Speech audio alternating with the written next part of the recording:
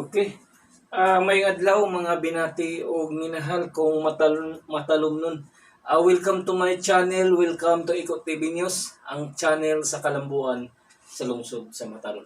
Okay guys, sa mga negosyante nga ganahan magnegosyo diri sa lungsod sa Matalom, welcome mong tanan na nga mo invest og business diri sa mong lungsod.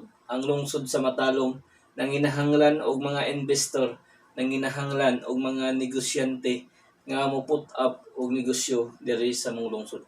Unsa day naa sa Matalom? Ang lungsod sa Matalom adunay daghang mga masuroyan, daghang mga tourist destination nga atong mahatag sa mga turista. Ato gayong suportahan kanunay ang Matalom Tourist Destination na may mga friends, ato gayong bisitahon o i-explore kung unsa kanindot ang Matalom Tourist Destination. Okay?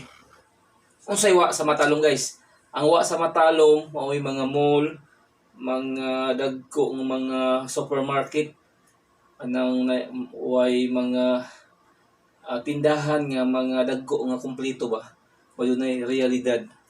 Ako mang hinaot nga daghan dong mo bisita or mo put up og negosyo diri sa lungsod sa Matalom.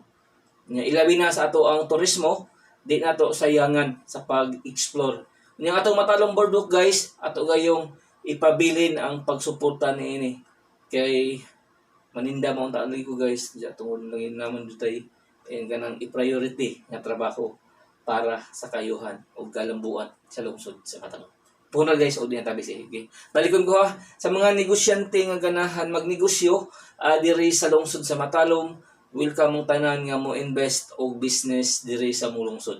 Ang lungsod sa Matalom nanginahanglan og mga negosyante or investor nga mo put up og negosyo diri sa mong lungsod. Ako mang hinaot nga ako nangayupo og nagahangyo nga ato gayong sulayan kung unsa kanindot magnegosyo diri sa among lungsod. Ato gayapong ipadayon ang pagsuporta sa administrasyon headed by sa atong maabtik nga Mayor Eric Espahulio ug mga konsehalis. Atong ipadayon ang pagtabang nila sa tibuok Team Pahulio diri sa lungsod sa Matalom. Iko pipi andam motabang sa lungsod ug mo serbisyo sa katawhan sa lungsod sa Matalom.